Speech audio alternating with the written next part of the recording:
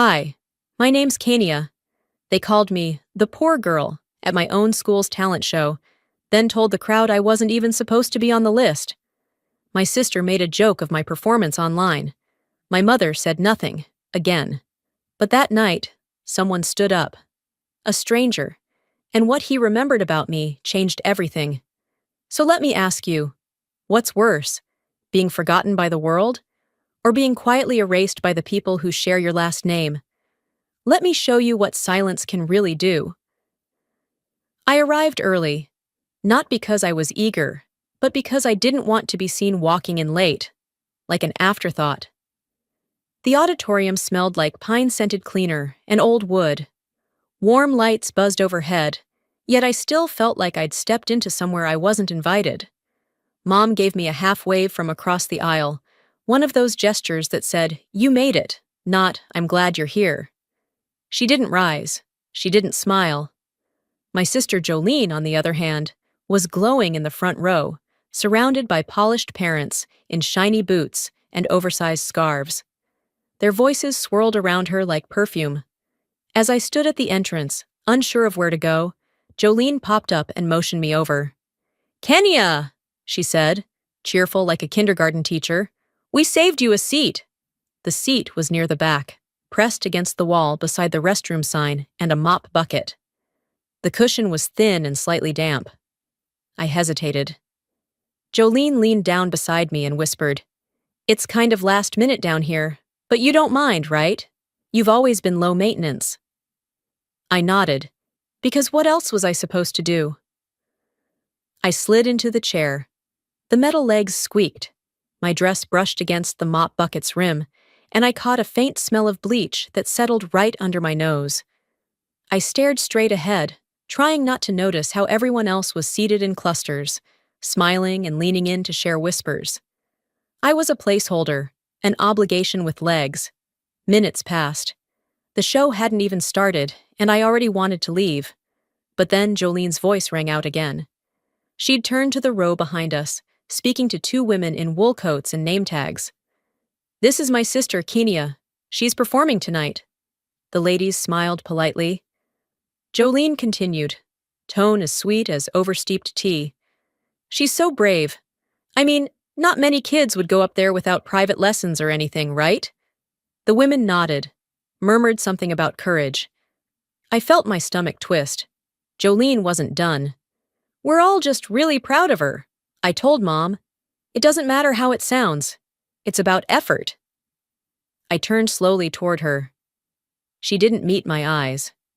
Just smiled at the women like she was selling something and they were holding their wallets. One of them patted my shoulder. "Good for you, honey. That's what matters." I wanted to ask her what she thought actually mattered, but I just smiled, barely. They didn't mean harm, but their kindness felt like the kind reserved for charity cases. When Jolene sat down again, she said softly, "Don't let the nerves get to you. Just play like you're in your room." Then, louder, "She writes her own songs, you know." I leaned back in my seat and let my head tilt toward the ceiling, trying to focus on the stage. The curtains hadn't even parted, but I already felt the audience's eyes labeling me. Brave, poor, different. I'd been here before, metaphorically. At birthdays where my name was last on the cake. At holidays where Jolene's gift bags had tags from Macy's, and mine said clearance in tiny font. At the dentist's office when Mom filled out her insurance info and whispered, "Only do the cleaning, not the extras." I learned young that silence was safer than saying, "This isn't fair." Because when I said it once, years ago, Mom sighed like I'd embarrassed her, and Jolene said I had a complex. From then on, I tucked the unfairness into my socks and walked on it. It didn't go away. It just made my steps quieter. Jolene took a photo with her friends, fluffing her hair just right. I sat still. I wasn't part of the picture, even though I was in the frame. From the pocket of my cardigan, I felt the folded edge of the music sheet I'd rewritten by hand. The original had a coffee stain from the diner. I'd copied it carefully last night while Mom dozed off on the couch. She didn't ask what I was writing.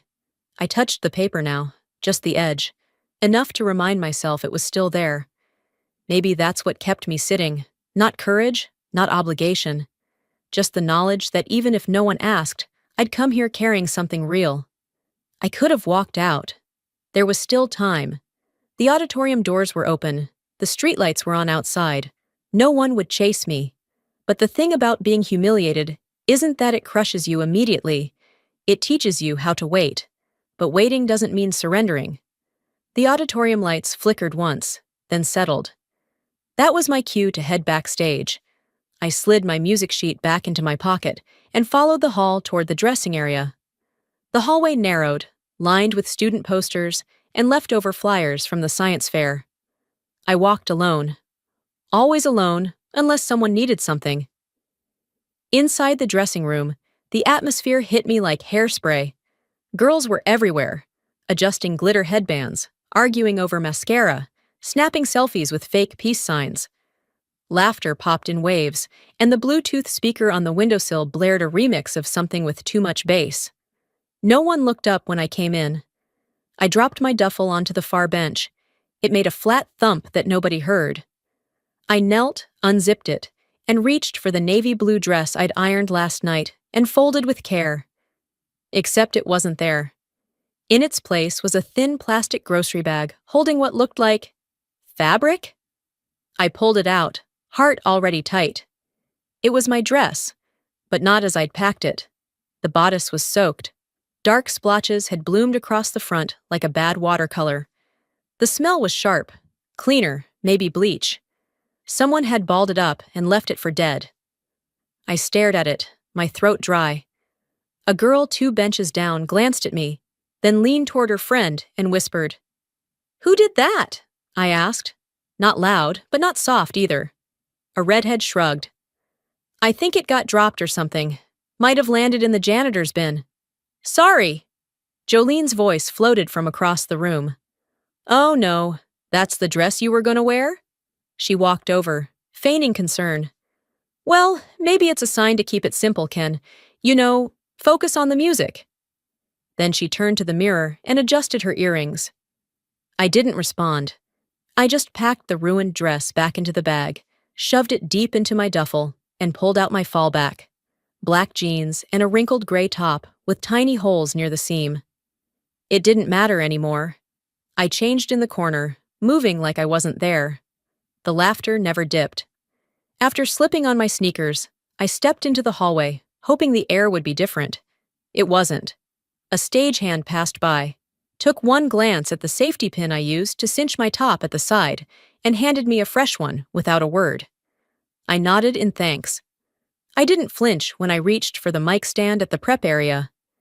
I adjusted it exactly how I'd practiced. The stand clicked, the cord coiled. I checked the pedal. Everything was functional, even if I felt like I wasn't. As I leaned over to tighten the cable, a memory crawled up behind me.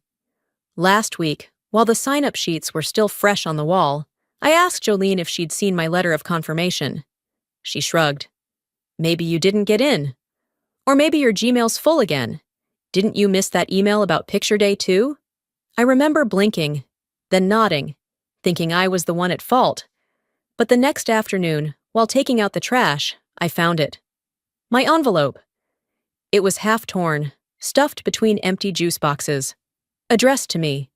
The seal ripped just enough to hide that it had been opened. I didn't confront her. Not because I was afraid. Because it felt like arguing with a wall that would smile while it blocked you. So, I said nothing. I signed the duplicate form quietly and reprinted my music sheet. Jolene had her spotlight. She always would. I'd learned that long ago. But she couldn't take the sound I carried. The one that didn't need lights, or fabric, or applause. I took a deep breath now and ran my fingers over the edge of the keys. Unplugged, silent, waiting for my turn. I didn't need confirmation to belong here. She could ruin a dress. She could lose an email. But she couldn't erase the chords in my hands. Behind me, I heard her laughter again. Perfect, polished, practiced. Someone complimented her lipstick. Someone else asked who did her hair. I didn't turn. I walked to the side of the stage and stood just off the curtain. I watched her reflection glide across the mirror. Not a strand of her hair was out of place. She caught my gaze in the reflection and smirked. But I didn't blink. I didn't return it. I just waited, not because I had to. Because I chose to. The dress was ruined, but not the song. I didn't need a clock to know when it was my turn. The air around me stiffened, and the hallway sounds narrowed into a tunnel. Claps fading, shoes tapping the linoleum, my own breath steady and shallow. I gripped the edge of the curtain like it might keep me upright. A voice from the stage boomed into the mic, cheerful but uncertain. Next up, we have, Kendra. Kendra Rollings? Some laughter scattered through the front row. A teacher coughed. A parent snorted. The MC tried again. I'm sorry, Kara? Kara Rollins? My stomach flipped, but my face didn't move. I stepped forward. It's Kenya, I said softly. No one corrected him. No one repeated it. I walked to the piano in silence, each step heavier than the last. The lights dimmed behind me, spotlight sharp on my shoulder blades. The audience settled, except for the ones still whispering. Jolene didn't say a word. She sat 2 rows from the front, arms crossed, smiling slightly, like someone who already knew the punchline to a joke no one else got yet. I sat down, adjusted the bench, just as I had 100 times in the garage with that cracked keyboard, and pressed my fingers to the keys. The first note came out soft. Too soft. I paused, then began again. This time, it rang clear. I moved through the melody slow and sure, the notes stretching out like threads I was weaving together to make a space that felt like mine. But the room didn't shift with me. No heads nodded, no phones lifted, no one leaned in. I finished with a quiet phrase, 3 notes that landed like breath on a mirror. And then, nothing. No clapping, no polite hum, just a chair creaking and someone coughing twice. Quick. My hands hovered for a second above the keys. My shoulders stayed still. I looked up. My mom's eyes met mine. She didn't smile. She didn't raise her hands. She folded them in her lap like she was waiting for church to be over. No tears, no pride. Just quiet. That kind of quiet tells you everything. It tells you not to ask. It tells you this moment was never meant for you. I stood, nodded, walked off stage without bowing.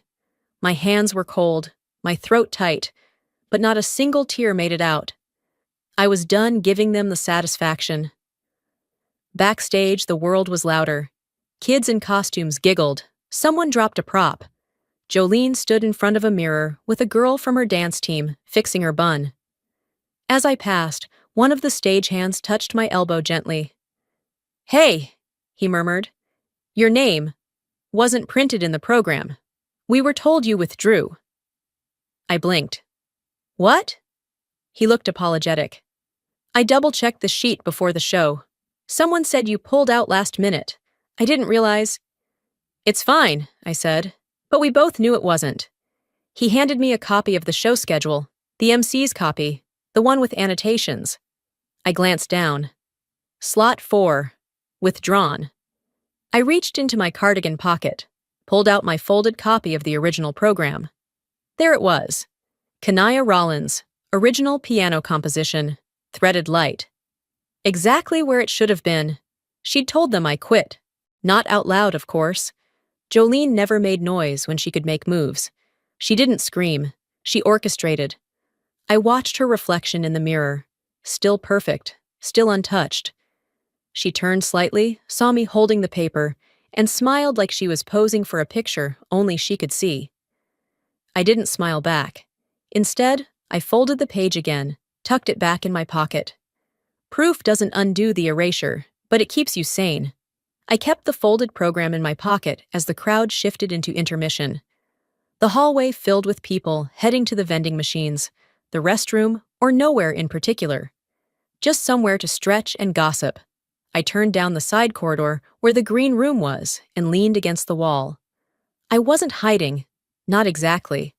I just needed to breathe without being watched.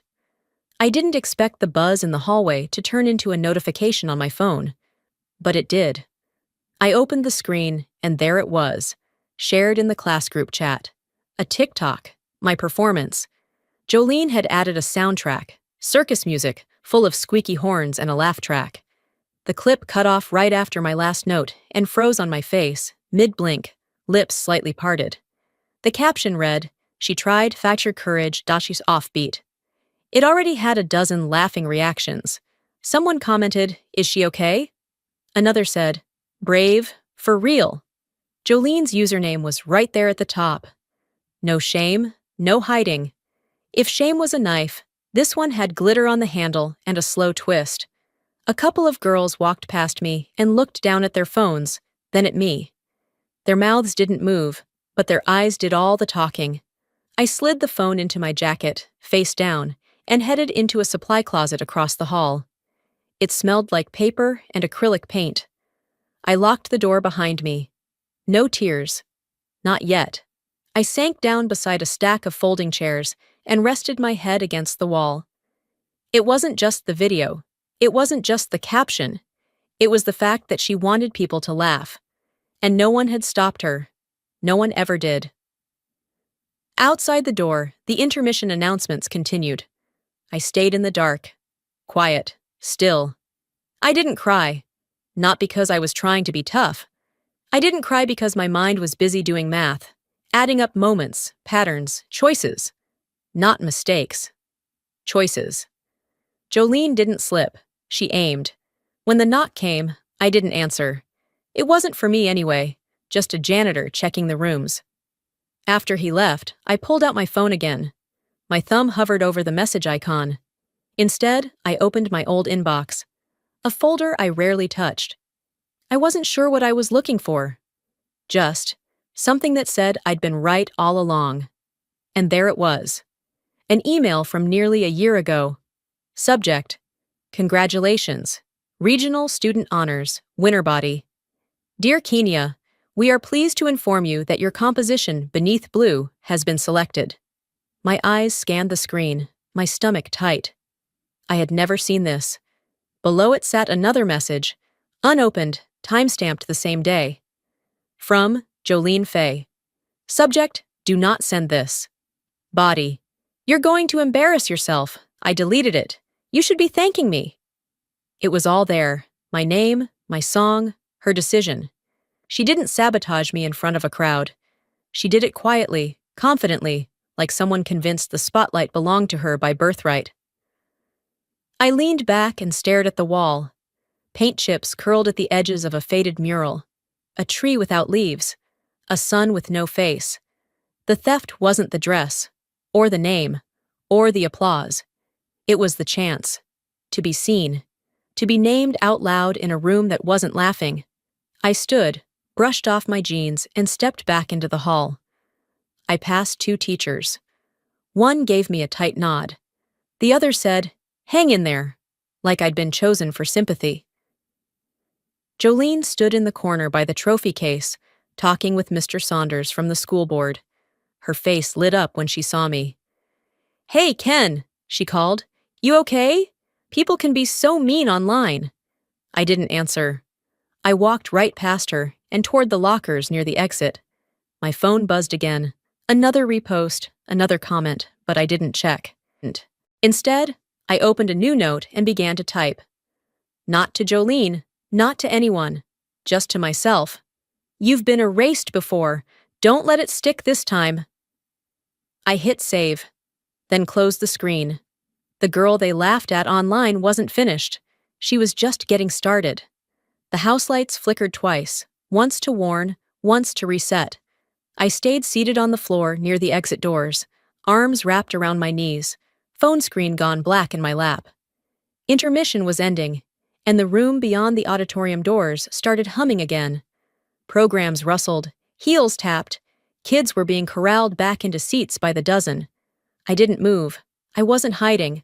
I was just no longer sure I wanted to be seen. Someone passed me in the hall without looking twice. A volunteer parent, maybe. She was saying something about the next act being Jolene's group. Oh, she's so polished. It's unreal. Of course she was. I stood eventually, but not to return to my seat. I meant to slip out quietly, before the clapping started again, before anyone noticed I had nothing left to give. My backpack was half-zipped, music folder shoved inside, corners poking out like broken wings.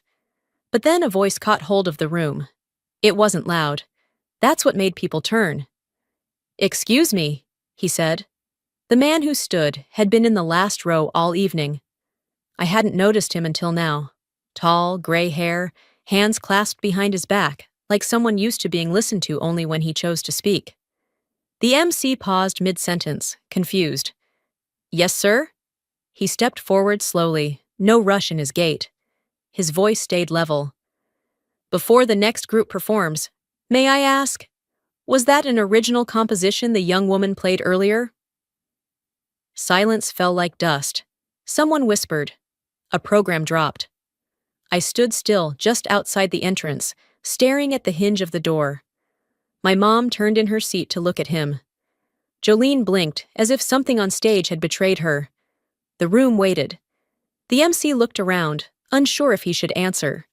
The man repeated, a little softer this time. "Did she write that piece herself?" His eyes landed on me through the open auditorium door. They weren't questioning. They were verifying. I took a small step forward. My hands trembled only slightly. I said, "Yes." Not loudly, but I didn't shrink from the sound of it either. Somewhere, a student coughed. Another muttered, "I think she did," like it changed something now. He nodded once, slow, deliberate. "Thank you," he said, then turned toward the crowd. "That was music, not performance, not technical display. That was music." He pulled out his phone and, without theatrics, tapped a screen. "I believe I've seen her before," he continued. 3 years ago, outside a gas station in Pella, playing a beat-up keyboard with a sticky middle C. No sheet music, no showmanship, just playing something that made strangers stop and listen." He held up the screen. I saw the thumbnail of the video instantly. Me, 10 years old, hoodie up, fingers small and fast, over worn-out keys in a parking lot, while Mom was inside paying for gas. The room was still. He turned the phone to the judges. "She moved people then," he said, "and she moved me tonight." My chest felt tight, not from fear, but from recognition, the kind that settles instead of startles. I hadn't even known someone was watching that day. I thought I was playing into a void, just keeping my fingers moving, so I didn't think too much about the cold or the silence around us. But someone had seen it, and kept it, and remembered. He turned back to me.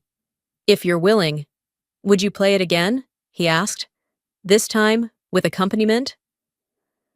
A wave passed through the room. Not noise, just the shift of weight, the rustle of attention changing hands. I didn't answer immediately. I didn't need to, because for the first time all night, no one was laughing. I stood, not because I had to, but because something in my legs wouldn't let me sit still anymore, the kind of stillness that had kept me invisible for too long.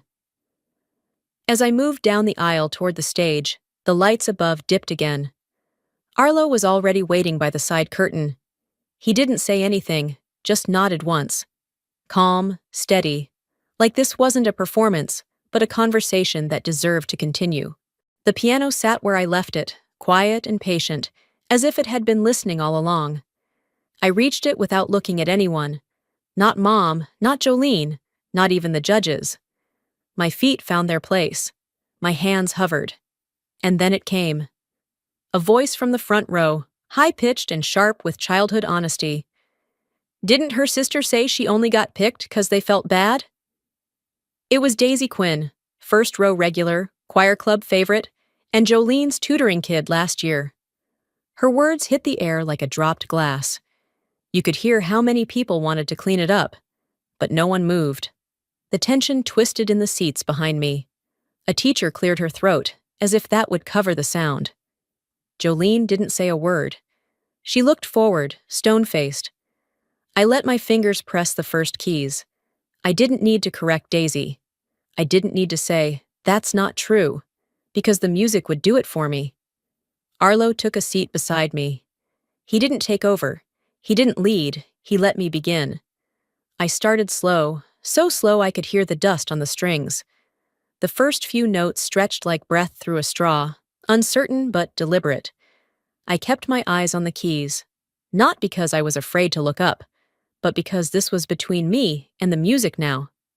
And then, without cue, without pause, Arlo joined in. Not loud, not even strong, just enough. He layered chords beneath mine like scaffolding for a building I'd already built, but was afraid to step inside. And somehow, with him there, the roof didn't feel so far anymore.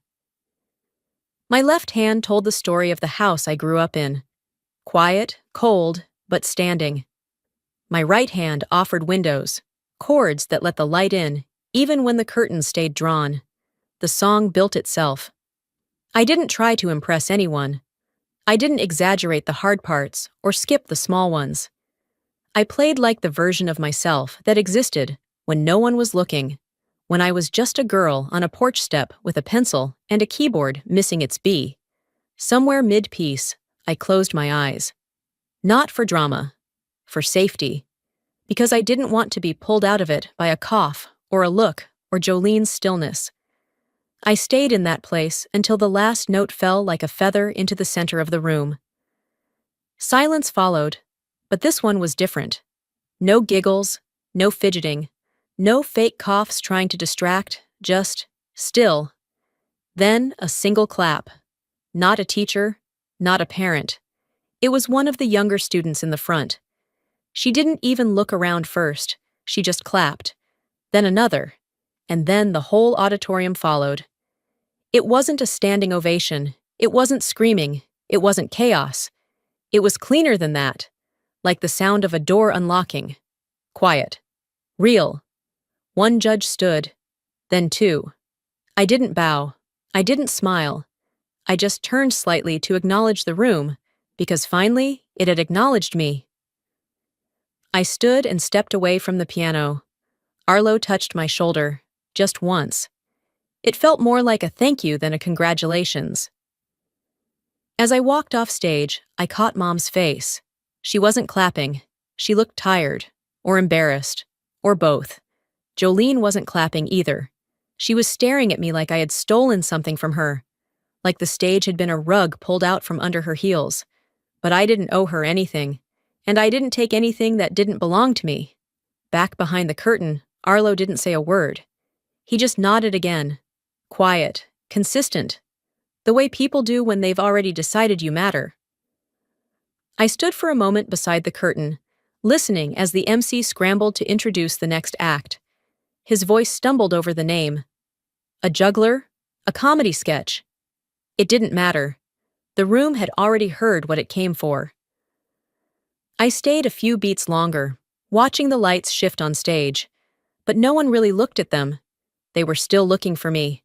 I didn't rush back to my seat. I stayed near the curtain just long enough to see the lights dim again, then slipped quietly into the side aisle.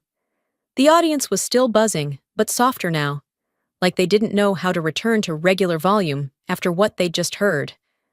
The next act was already on stage, but no one was watching. A boy in a tuxedo balanced spinning plates on sticks. One wobbled. No one clapped when he saved it.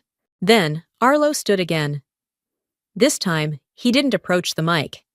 He simply turned to the auditorium and said, loud enough for the room to hear, but soft enough to make everyone lean in. I came tonight to find one student deserving of a full scholarship in composition and performance. And I've found her. He gestured toward me. The effect was immediate, a ripple, a collective intake of breath. A few heads swiveled toward Jolene. She froze, hands still folded neatly in her lap, but her jaw tightened.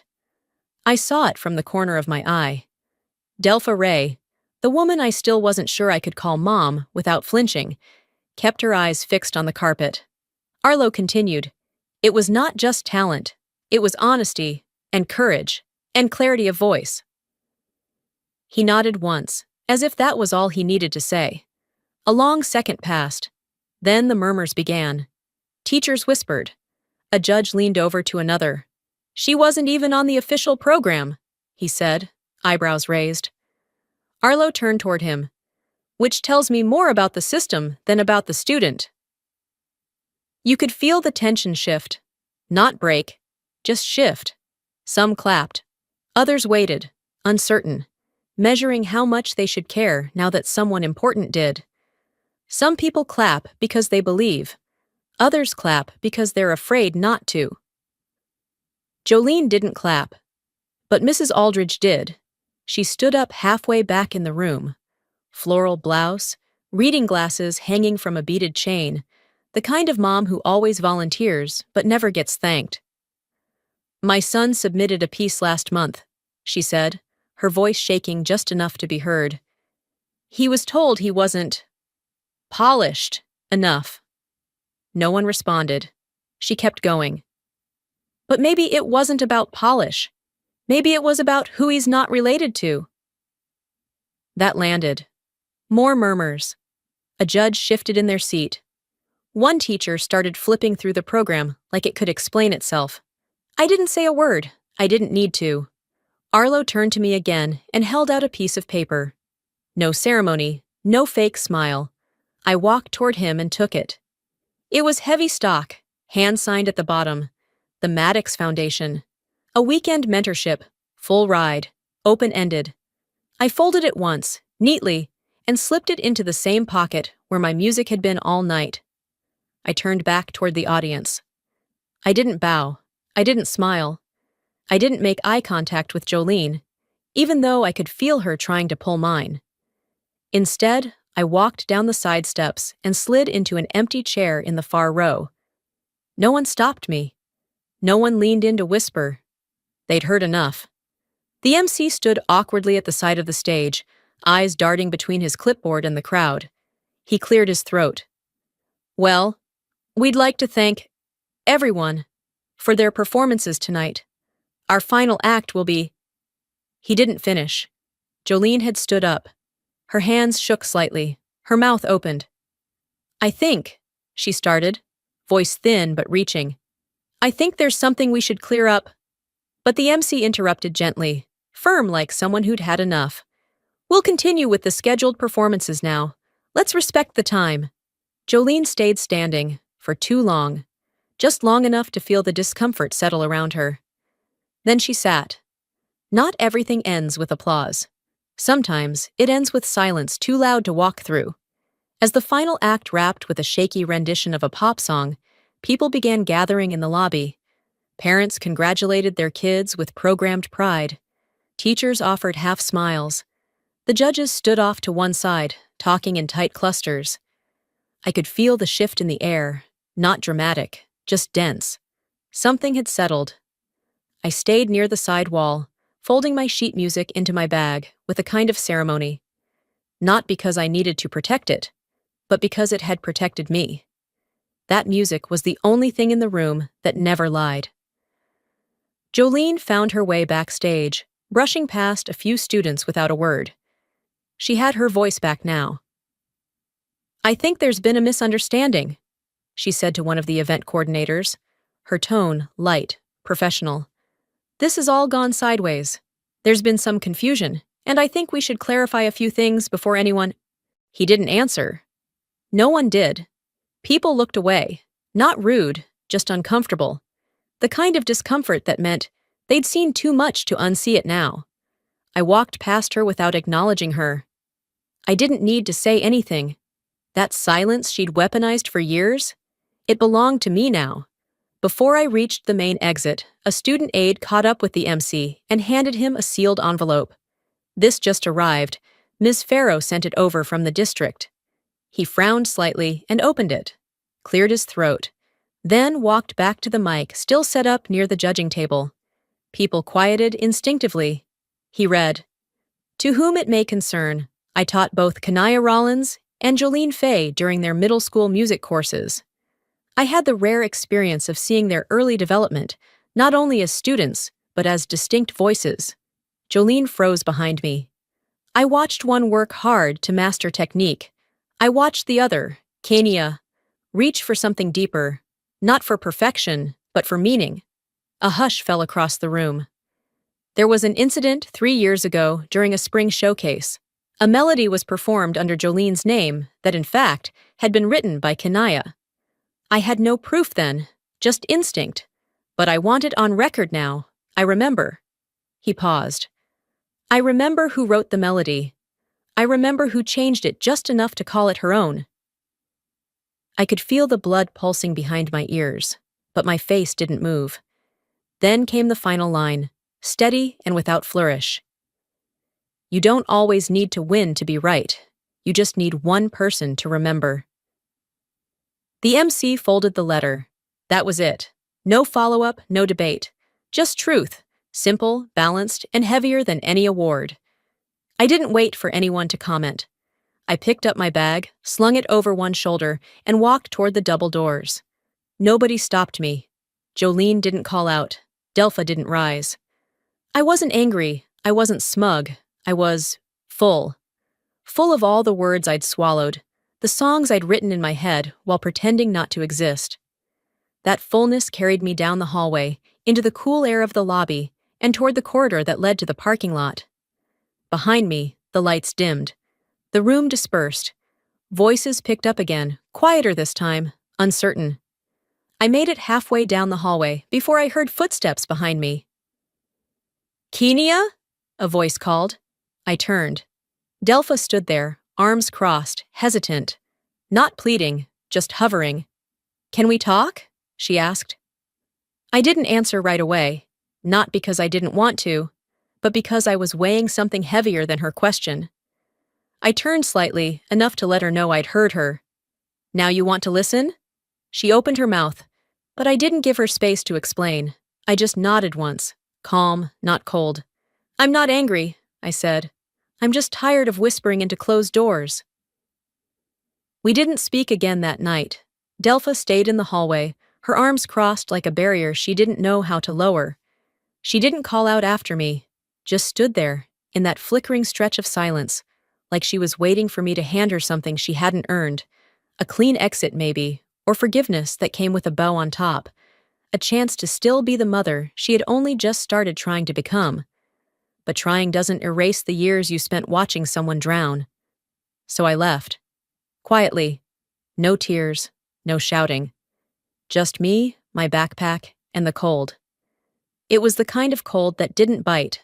It settled in, slow and deep, the way certain truths do. I walked past the mailbox, past the porch where I used to sit after school, and out onto the street where my shadow stretched beside me, like it was relieved to be finally walking away too. 1 week passed before we spoke again. A Saturday afternoon. A gray sky, smudged like someone had dragged a wet brush across it. The kind of day that doesn't commit to rain, but holds the idea of it. Quiet and threatening, like a secret not ready to spill. We met at a small cafe near the park. It was nearly empty. Just the low hum of a dishwasher in the back, the hiss of steamed milk, and the occasional clink of a spoon in a ceramic cup. Delpha sat across from me, her posture careful, like even sitting down was a risk. She stirred her coffee slowly, staring into it like she expected it to speak first. They suspended Jolene from student council, she said, barely louder than the rustle of napkins between us. She's been removed from the award nomination list, too. I nodded. I already knew, kids talk. And when something crashes, especially someone like Jolene, the news spreads like wildfire on dry leaves. She says it's not fair, Delpha added, her voice catching slightly. Says people turned on her overnight. She wasn't exiled, I replied. She just stopped being the center of the room. The words sat between us, unblinking. Then she said, I didn't speak up. Not that night. Not before. I thought, if I chose a side, I'd lose the other. There was no excuse in her voice. No attempt to make herself smaller or more likable. Just the plain, hard truth. That was still a choice, I said gently. Even silence is a side. She didn't argue, and I didn't demand anything. No apology, no tidy explanations, no attempts to fix what had already been broken long before that night. We finished our drinks. I paid for mine. We stood, nodded goodbye, and left without hugging. No tears, no promises. Sometimes closure doesn't come with sweeping music or a well-lit goodbye. Sometimes it looks like two people walking away in opposite directions, both knowing something has ended. That evening, back at home, I checked the mailbox like I always did. Among the flyers and bills, one envelope stood out. Thick cream paper, blue ink, my name, handwritten. The return address read, Maddox Music Foundation. I opened it at the kitchen table, my hands steady but my breath tight.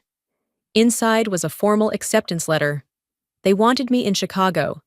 A mentorship weekend. A scholarship that covered everything: tuition, travel, private lessons. A chance to grow, to create, to be among people who didn't just hear me, but listened.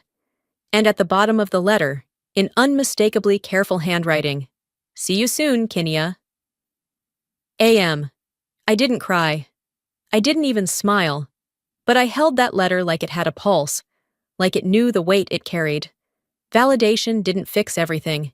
It didn't stitch shut every wound or erase the ache of having to fight so long to be believed. But it reached something inside me I thought had long gone numb. It whispered, "You were right." And that was enough for now. Monday came, and I walked into school through the front entrance. Not the side door, not the back gate, the front. No one followed me in. No cameras. No phone in my hand pretending I had somewhere else to be. Some kids looked up and nodded. Some looked away. But no one laughed. No one sneered. Jolene was in the hallway when I passed. She didn't lift her eyes. I didn't slow my steps. I didn't need to. In the auditorium, the stage was stripped, chairs stacked off to the side. The leftover banners sagged slightly, their tape giving up. Near the edge of the stage, a broken music stand leaned awkwardly. One leg bent, its top still standing upright. I didn't sit in the back. I didn't rush to the front. I just chose a seat. Mine. Not the one someone else gave me. Not the one that was left over. And for the first time, I didn't feel like I was trying to prove I belonged. Because I knew I did. Not because of a trophy. Not because of a moment on stage. But because I kept going when it was easier to disappear. Because I stayed true when it cost me more than anyone knew. Because even when the applause stopped, I didn't. So no, I'm not asking to be seen anymore. I already am. Hello, I'm Lena. And my sister told me we were going to the cabin to talk about Grandpa's will. Just us, like old times, she said. But instead of a conversation, I got chamomile tea laced with something bitter. Woke up tied to a tree, wrists bleeding. 72 hours alone. No phone. No way out. Why? So she could take the $950,000 our grandfather left me and erase me from the family. Like I never existed. Have you ever been so betrayed by someone you loved? You didn't even recognize their voice anymore? That's what happened to me. And what I did next wasn't about revenge.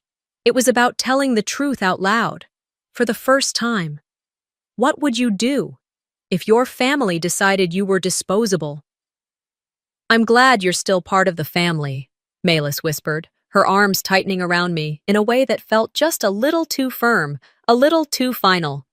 I smiled because that's what you do. You smile when you're not sure if you're being welcomed or warned.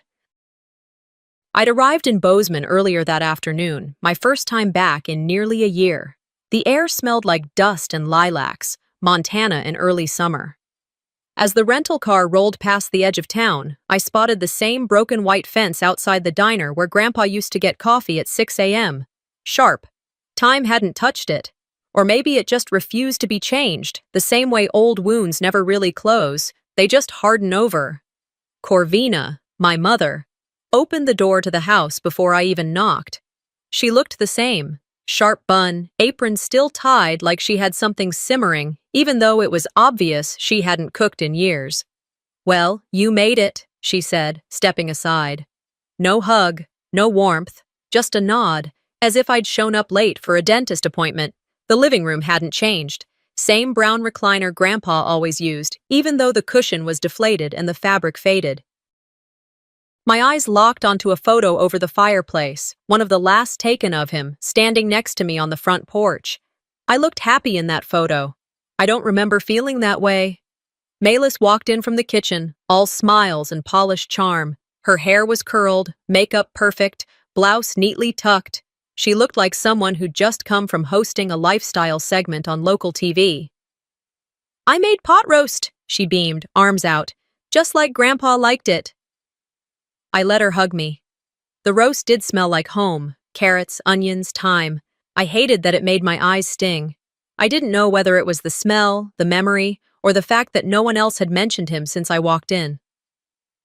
We sat down around the old oak table, just the three of us. Jorah and Valora were on their way, Corvina said, waving it off like they were just running late and not avoiding me. The food was good, too good, the kind of good that makes you nervous. No one says what they really think when their mouths are full. "So," Malis began, eyes locked on me, "I thought it'd be nice for the family to have a little private gathering next weekend. At the cabin." I blinked. "The cabin? Grandpa's cabin?" "Just us," she nodded. "The core. Like it used to be." Corvina chimed in. "We need to handle the estate in a respectful, unified way. I assume you agree." I hesitated. Something about the way they were both looking at me, too calm, too coordinated, made me want to grab my keys and drive straight back to the airport. Still, I heard myself say, "Sure. Okay." "That's wonderful." Malis smiled again, but this time, her smile didn't reach her eyes. "We'll hash things out. No lawyers, just family." That word again, family. It hung in the air like smoke. I swallowed the rest of my wine. The next morning, the lawyer came. Thatcher looked like he'd stepped out of 1965. Brown corduroy suit, wire-rimmed glasses, a thin leather briefcase that creaked when he opened it. He stood in front of the fireplace like it was a pulpit.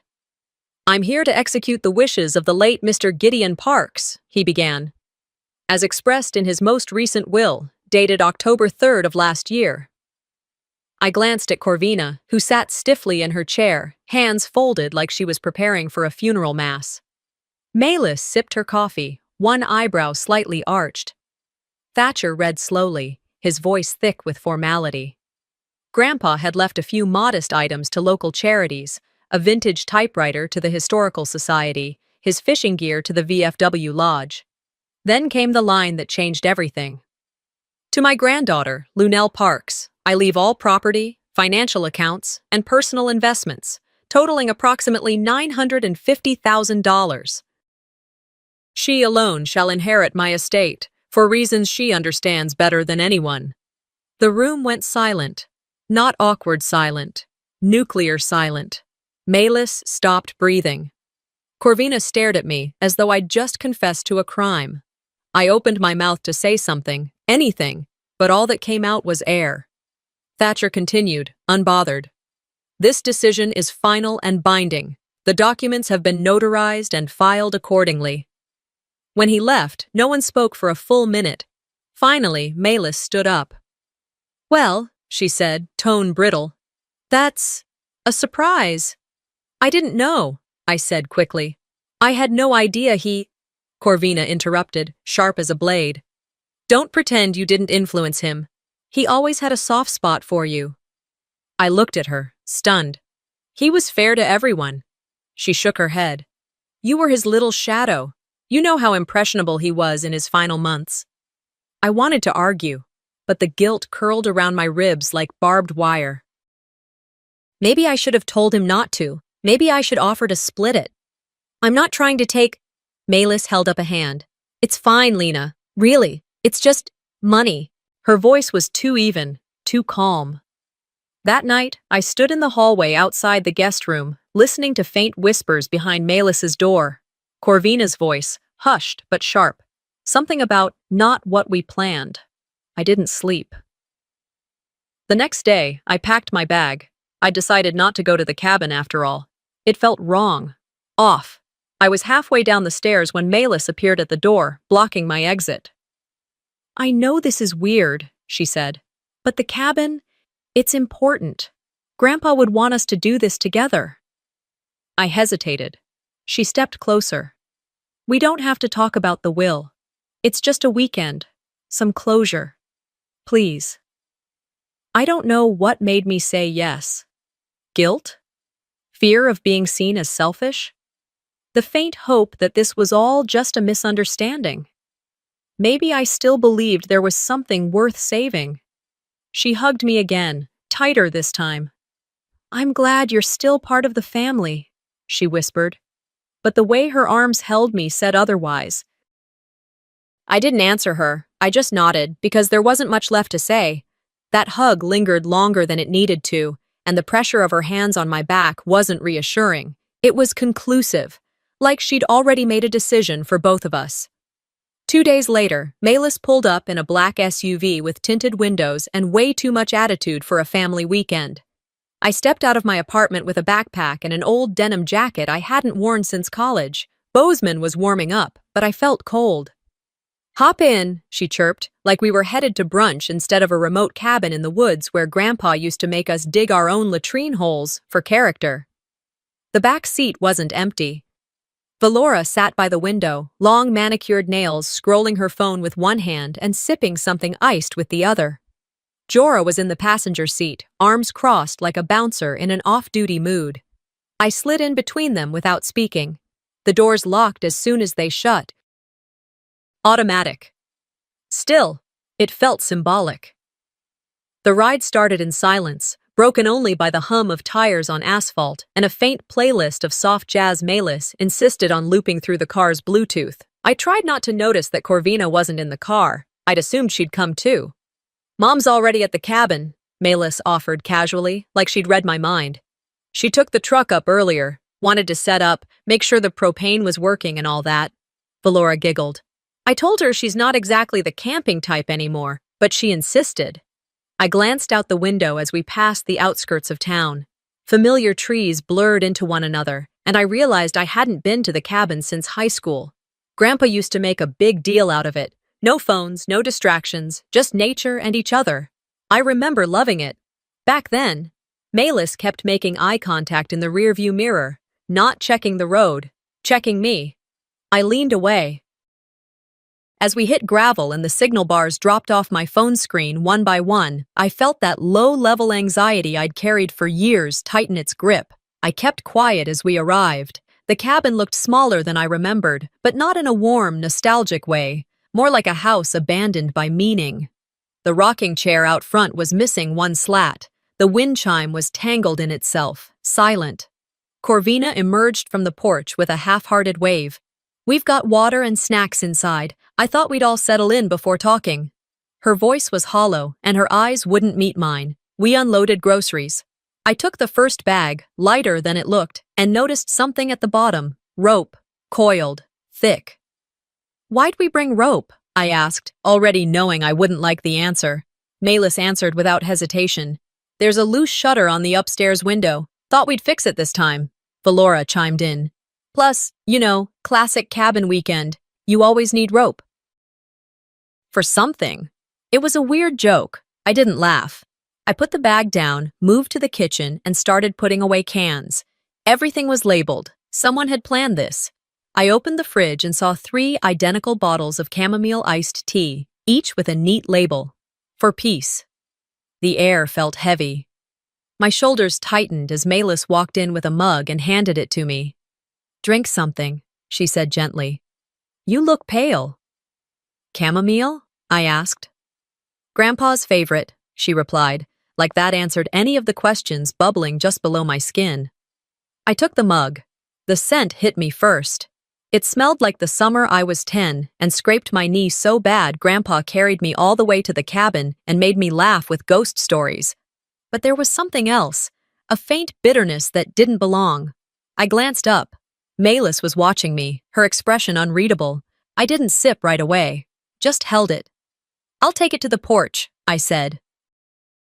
I need some air. No problem, she said quickly, too quickly. Just don't spill it. That's a new mug. I stepped outside, cradling the warmth in my hands. I took a single sip, then another. Then, everything shifted. The world moved, but not with me. Trees tilted, the wind stung. My grip loosened, and the mug shattered on the steps. I tried to stand, but my legs gave out. My mouth felt stuffed with cotton. The last thing I remember clearly was the rocking chair creaking, even though no one was in it. When I woke, the sky was burning pink. It was dusk, cold and quiet, and I couldn't move my arms. I was upright, my back pressed against bark, rough, old, splintered bark. My wrists were tied behind the tree. I tested the knots, tight, brutal, designed to hold. My ankles were bound too, zip ties digging into skin. I opened my mouth to scream, but my voice cracked. My throat was dry, so dry it felt like sandpaper. 50 feet ahead, I saw the outline of the cabin, lit softly from inside. I heard the clink of dishes, laughter. Someone turned on music. I couldn't make out the song, but it was upbeat, wrong for the setting. I wasn't supposed to be part of this party. I shifted my weight, pain flaring in my hips and shoulders. I'd been sitting there a while. A flashlight beam bobbed in the distance. Then footsteps. Malis. She came alone, holding a bottle of water. She knelt just close enough for me to see the smug curve of her lips. "I told you we needed to talk," she said, setting the water down just beyond my reach. "But you wouldn't listen." I croaked something, barely a word. She leaned closer. "You'll live, that's the point. We're not monsters. We just needed time to think. Time for you to think." I shook my head slowly, dizziness threatening to tip me sideways. What are you doing?"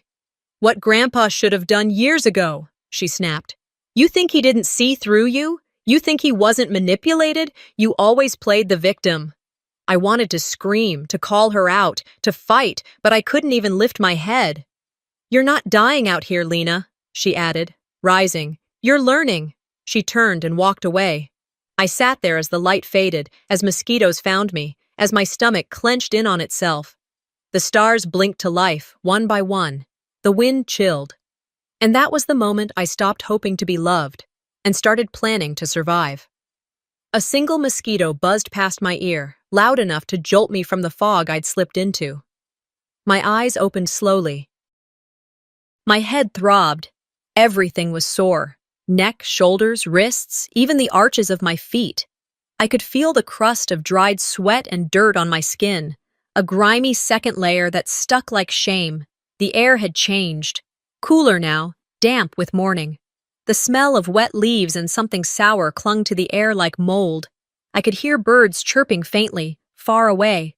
That meant I hadn't died. Not yet. I turned my head to the side, just enough to let my cheek rest against the bark behind me.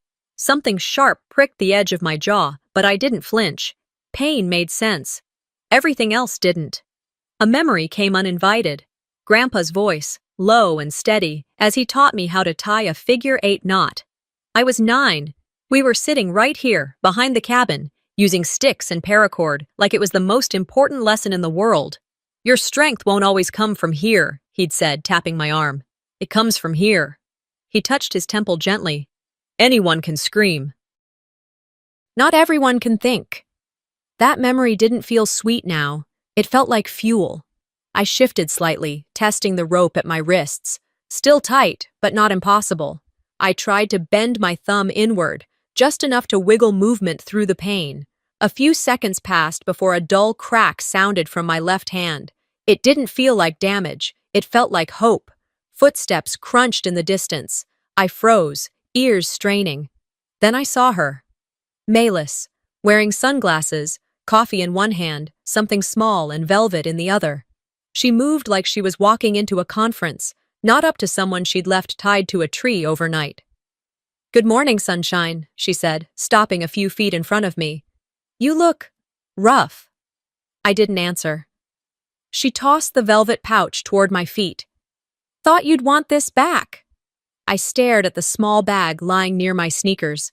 My hands twitched behind me, still bound, still useless. "Remember this?" she asked. "Your big 16th birthday. Grandpa made a big speech about how you were the light of his life, gave you this bracelet like you were the heir to something important." My eyes stayed on her. She stepped closer, leaned down, and unzipped the pouch slowly. Dramatic. Always was. Inside was a silver bracelet, twisted rope design, identical to the one Grandpa gave me, only it wasn't mine. "That's not it," I said, voice raspy. "Oh, sweetheart." Her smile went tight. "He gave me the real one last spring. Said he regretted making you think you were so special. You just made him feel guilty. It was pity, Lena. All of it." She zipped the pouch shut and dropped it again. "Anyway, thought you'd like a memento. Family's important, right?" Then she turned and walked off without another word. That moment, more than the ropes, more than the bugs or the hunger or the cold, that was the moment that broke something inside me. Not because of the bracelet, not even because of the lie, but because she believed it. I sat there for hours. The sun rose higher, shadows shifted, heat returned. I watched ants crawl near my shoes. A fly landed on my lip. I didn't even try to swat it, but eventually, I noticed something. A small, rusted nail sticking out of the bark behind me. Not much, barely longer than a paperclip, but enough. I remembered another lesson from Grandpa, a trick for getting out of bad knots. Don't yank, shift. Friction helps you, not brute force. I began working the rope against the nail, back and forth, inch by inch. It didn't feel like progress. It felt like insanity. My wrists bled, my shoulders screamed. But the rope frayed, tiny strands at first, then more. I lost track of time. Maybe an hour, maybe 5. Eventually, my left hand came free. The shock of it made me laugh. One short, bitter laugh that echoed too loud. I pulled my right wrist loose, then crawled forward, biting through the zip tie at my ankles with cracked teeth and pure will. By the time I stood upright, the sky had turned that strange orange-gray of early evening. My legs barely held me, my arms shook, but I was standing. That alone felt like a revolution. I didn't run. I walked. Slowly, carefully, every step deliberate. I stayed behind the trees, keeping the cabin in sight, but far enough to stay invisible. They were inside, drinking, probably eating, probably still telling themselves this was justified. A lesson, a correction. Jorah was passed out on the porch swing. Valora was pacing with her phone, talking to someone I couldn't hear. "She's out of the way," she said. "We've got the weekend to get it settled." Inside, I could see the table set, candles, wine, mismatched plates, like a dinner party, like nothing had happened. I ducked around the back, slipping into the small shed where Grandpa used to keep our hiking gear. Everything smelled like mold and old leather. I grabbed my dusty pack, still had my name tag stitched to the side, Lena, all caps. It felt like seeing myself again for the first time. I filled the side pocket with matches, jerky, a half-empty bottle of water. Then I left, not to escape, but to plan. They thought tying me up would make me weak. Instead, they gave me something better, time to remember who I really am. I moved like smoke through the trees, circling back toward the cabin after darkness fell. I wasn't running anymore. I was hunting. Every step hurt, but the pain kept me sharp. It was late, past midnight. I could tell from the way the sky pressed black against the tops of the pines and how the porch light on the cabin had already burned out. They were either asleep or drunk enough not to notice creaking floorboards. That was my chance. The cabin looked different now. It wasn't the place of childhood summers and bonfires. It was a trap disguised as a home. The rocking chair out front didn't creak with welcome. It leaned forward like it wanted to watch me fall. I stood still for a long time, heart hammering, waiting for any sign of movement inside. Nothing. Just muffled snores and the faint thump of someone's phone still playing music too low for lyrics to carry. I crept around the back. The kitchen window glowed faintly. Inside, dishes lay in the sink, wine glasses half full. They hadn't even bothered to clean up. Jorah's boots were by the door, mud dried on the soles. Valora's scarf was draped over a chair. Every item screamed arrogance, the confidence of people who thought I had no way out. The back door creaked but didn't wake them. I slid inside, holding my breath. The air was thick with wine, dust, and betrayal. Each step on the wooden planks felt like a confession, but I kept going. I found myself in the hallway, the one that used to lead to my room. Against every instinct, I opened the door. My old bedroom, Nothing had moved. The quilt my grandmother stitched was still on the bed, faded now, untouched. My books lined the shelf, their spines swollen from damp air. It looked like a shrine to the girl I used to be, before greed and jealousy twisted my family into strangers. But this wasn't about nostalgia. This was about evidence. I crept further into the master bedroom, where Malis had dumped her bags. She never locked things as a kid, but I knew her too well. She'd learned to cover her tracks as she grew more manipulative. I checked her suitcase first, neatly packed, clothes folded, cosmetics arranged like a department store display. Then I found it. A drawer in the corner, locked with a flimsy latch. It didn't take long. A hairpin from my pocket worked like a charm. The latch popped, and there it was. A thick binder, navy blue, labeled in her handwriting. Legacy Strategy, Contingency Plan. My chest tightened as I opened it, each page cut like a blade. The first section, Lena's likely reactions. My name in bold. Underneath, bullet points. Stage 1, denial. Stage 2, guilt. Stage 3, collapse. The next section held a chart. A timeline from Friday afternoon, tea time, dosage administered, to Sunday evening, subject compliant. Subject, that's what I was to her. Not sister, not family. A subject. And then the part that nearly made me laugh, even as rage boiled under my skin. Contingency notes for involving authorities. It read, if Lena contacts police, deny substance use. Frame as emotional breakdown. Redirect narrative to her being unstable. They hadn't reacted out of anger. They hadn't slipped in the heat of grief. They planned this. Each cruel move was rehearsed. I snapped photo after photo with my phone, fingers trembling but steady enough to capture every word. I slid the binder back exactly as I'd found it. Then I turned to the hallway. The landline hung on the wall near the kitchen. A relic Grandpa refused to throw out. It should have been my lifeline. I lifted the receiver with shaking hands and dialed 3 numbers. 911, what's your emergency? The voice was calm, professional, and horribly familiar. Hello? I croaked. This is Lena Parks. I've been drugged, tied up, The voice cut me off. Nobody's coming, sis. You were always too trusting. Silence. Then the click of a line going dead. I stood frozen, staring at the receiver in my hand. My sister had rerouted the cabin line. She hadn't just trapped me physically, she'd stripped me of any illusion of safety. Even my last desperate act was accounted for. I placed the phone back on the hook, gently, quietly. My stomach twisted. I wanted to scream, but screaming would have given her the satisfaction of being right, that I'd collapse, that I'd break. Not this time. I slipped back out into the night, binder photos stored in my phone, fury burning like a furnace inside me. I needed to protect the evidence. I wrapped the phone and the photos in a piece of plastic I found in the shed, tucked it under a log at the edge of the woods where only I would know to look. But I couldn't leave without one last move. Back inside, in front of the stone fireplace, I found a scrap of wood and carved into it with a dull knife I found on the mantel. Words simple enough, but sharp as any blade. You taught me how to disappear. Now watch me show up where it matters. I set the wood where they'd see it. Right by the ashes of old fires, where Grandpa once told stories about loyalty and love, and I walked back into the dark. I wasn't running anymore. I was circling back, with fire. By the time I got back to town, the sun had barely broken over the peaks. Bozeman felt indifferent to my re-entry, like the place itself had no idea what I had just crawled out of. Which made sense. The world doesn't pause when you're betrayed. It just keeps spinning like nothing happened. I didn't go home. I couldn't. My apartment felt too small, too quiet, and too clean for the kind of rage brewing in me.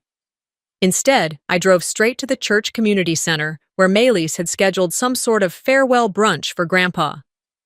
I saw the flyer 2 days earlier at the local cafe, her face smiling beside a grainy photo of Gideon, cropped tight to keep the rest of us out. I parked 2 blocks away and walked the rest, keeping my hood up. I was still wearing the same jacket I had worn into the woods. The smell of pine sap and dirt clung to me, and I didn't care. Inside the hall, the air reeked of catered quiche and sweet perfume. Someone had arranged sunflowers in glass vases. Melus stood near the podium, radiant and rehearsed. She was flanked by Corvina, who wore a subdued black dress and an expression that said she'd rather be anywhere else. People milled around, holding paper cups and murmuring polite nothingness. Most of them didn't know me or didn't recognize me in this state. The ones who did glanced, then looked away. There was a table by the entrance labeled Guest's Family. A teenager behind it handed me a name tag without even looking up. "You're not on the list," she said flatly. I glanced down. The name tag read Lauren. "Close enough," I muttered, sticking it on my chest without correcting her. I didn't sit. I hovered in the back near the exit, watching as Melus took the microphone. "Thank you all for coming," she began, voice smooth as silk. "Today is about celebrating the man who shaped our lives, a man who believed in family above all else." A slideshow started behind her, flickering with photos from decades past. Grandpa in his military uniform, Grandpa teaching a kid to fish, Jorah, not me, Grandpa sitting at a picnic table surrounded by smiling faces, except something felt off. I stepped closer to the screen. Every single photo that should have had me in it, every memory I knew I was part of, had been edited, cropped, manipulated. In one, where I distinctly remembered standing next to Gideon during a summer barbecue, his hand now rested on empty space. My body was gone, erased, like I'd never been there. A cold numbness spread through my spine. Valora was standing nearby, chatting with some local realtor. I heard her laugh, then glance at the screen and say, "Funny, right?" Like she was never there. She said it like a joke. But it wasn't one. It was deliberate. I left. Not because I couldn't take it, but because I refused to let them see how deep it cut. I drove home with both hands gripping the wheel tighter than necessary. The moment I stepped into my apartment, I headed straight for the closet and pulled down the old guitar case. Grandpa's. The one he never let anyone touch. It had been sitting there for years. I hadn't opened it since he passed. The leather creaked when I unlatched it. Inside was the guitar, dusty but intact. Tucked inside the sound hole was a rolled-up piece of parchment, bound with twine. My hands trembled as I unrolled it. It was his handwriting. To Lena, because she saw me when others only saw a wallet. Underneath was a full, signed and notarized version of his original will. This wasn't the version Thatcher read. This was older, more personal, more real. And attached to it, folded inside, was a note. "If you found this, it means they tried to erase you. I never would." I sat on the floor and cried, not loud, not messy, just quiet tears that slipped down my face as the weight of everything came crashing down. Not just what they'd done, but how easily they thought they could do it, how easily they had done it, and how close they came to succeeding. I wiped my face, stood up, and got to work. I scanned the will, saved 3 copies, one on my laptop, one on a USB, and one in cloud storage. I printed 2 hard copies, sealed one in an envelope, and addressed it to a lawyer I had met during a zoning dispute last year. He wasn't fancy, but he was honest. And at this point, honesty mattered more than power. I walked to the post office myself. When the envelope slid into the outgoing bin, I felt something loosen inside me, like an old splinter finally working its way out. I wasn't going to scream anymore. I didn't need to. The paper would speak for me, and if Melus wanted to stage another fake memorial, she'd have to do it under oath. You tried to delete me from the story. Now I'm writing the ending myself. The file from the scanner was still warm on my fingertips when I leaned back in the chair, exhaling slow and deep. There was no need to scream. Not anymore. I had every word I needed, typed, signed, and sworn into ink by the only man who ever saw through the mess of this family and still chose to love me. You tried to delete me from the story. Now I'm writing the ending myself. After sealing the envelope to my lawyer, I opened my laptop and pulled up Melis's Instagram. It was almost too easy to find her profile. She never hid when she wanted an audience. There she was, her latest post from the brunch. A polished photo carousel, her hand holding Grandpa's old watch, her face posed just right under a black veil like some movie widow. A group shot of guests smiling under a banner that read, "Legacy of Love." Her caption read, Carrying Grandpa's legacy forward. Family first, always. I sat there for a second, my jaw tight. Then I clicked screenshot. Another photo followed. This time, a clip from her live speech. She stood with a hand on her heart, voice trembling just enough to look sincere. I hit play. "He left it all to me," she said, tears welling at the corners of her eyes. "But money's not the point. It's the weight of legacy. What you do with what's left behind." Thousands of hearts fluttered across the screen. Comments poured in. "She's so strong. Such grace under pressure. Must be hard having a sister like that greedy Lena." I clicked again. Screenshot. Then again. And again. If they wanted a performance, I'd show them what it looked like when the truth walked onto the stage. By mid-morning, I had already gathered my copies. The real will, the binder photos from the cabin, audio from the fake 911 line, and now this, the curated lies meant to polish her public image while she carved me out behind closed doors. Then came the call. "Hi, is this Ms. Lena Parks?" The voice was clipped, professional. "Yes," I answered, already sensing where this was going. "This is Aaron Sandoval, Bank of Bozeman. I'm calling regarding the Gideon Parks Trust. There's been a request to update account access, add a co-signer, and change primary signature authority." My heart stopped for a full second. "Who submitted the request?" I asked, already knowing the answer. "There's a document signed by you, naming Mayless Parks as the acting beneficiary." "That's not my signature," I said flatly. The line went quiet for a beat. Then he cleared his throat. "We suspected as much, given the date discrepancy. But we're required to follow up. Do you have legal documentation of your position?" "I do. I'll fax it now." "Ma'am, I'd strongly recommend legal counsel. This isn't just a dispute over funds, it's potential fraud." I thanked him and hung up. My hands were cold, but my focus was razor sharp. Mayless wasn't just lying anymore. She was committing fraud. On paper, on camera, in real time. So I called Miranda Sharp. She wasn't the flashiest attorney in Bozeman, but she was sharp in every way her name suggested. We met once at a local fundraiser for historic preservation. She remembered me. Within an hour, I was in her office, documents spread across her desk like the beginning of a battle map. "This is more than ugly," she said, flipping through the binder shots. "This is premeditated." She read the fake dispatch transcript twice, eyes narrowing. "She faked a 911 line?" "Yes," I confirmed. "And tried to forge a power of attorney?" I nodded. She sat back, crossed her arms. "They played with family. We'll play with law." We filed the paperwork that afternoon: will verification, fraud notification, protective order request. I didn't flinch through any of it.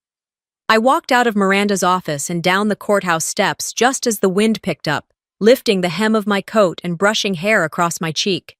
The sky was blue, sharp with light, no clouds in sight, but it felt like a storm was forming. I walked to the car, opened my phone, and went live. Just me, no background music, no filters. "Hi," I said calmly, clearly. "I'm Lena Parks.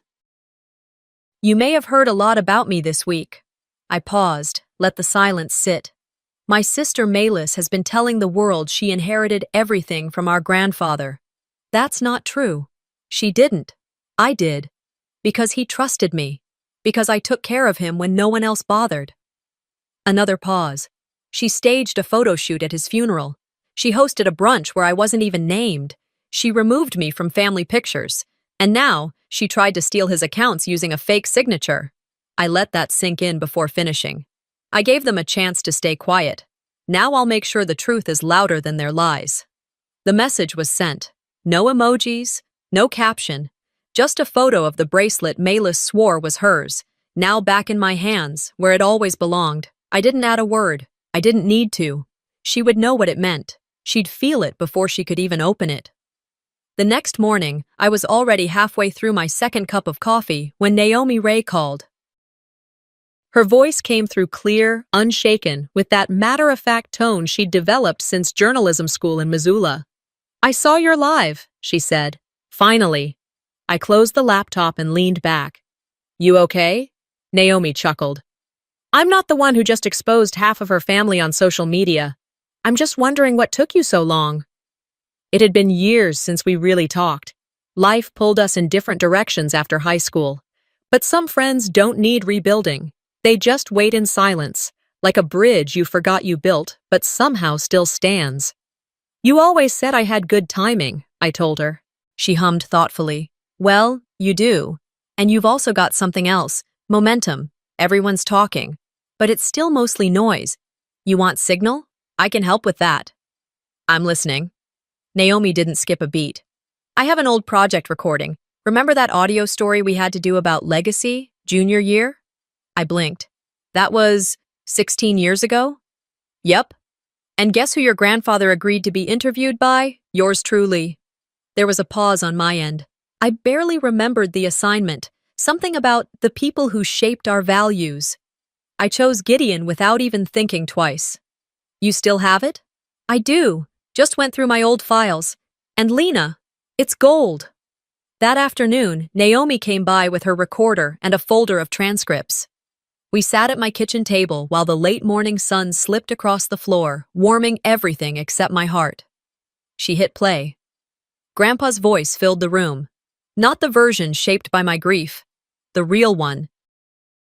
Clear, deliberate, and kind. I think Lena understands people better than most adults I know, he said in the clip. She listens. She doesn't take up space to prove she exists. That's rare these days. My throat clenched. I trust her, he continued, voice steady. If there's anything I can leave behind, it's not just money or land. It's the right person to carry the story forward. That's Lena. We both sat in silence for a few seconds after it ended. Naomi looked at me, her gaze sharper than it had been when she walked in. I'm publishing this. Full editorial.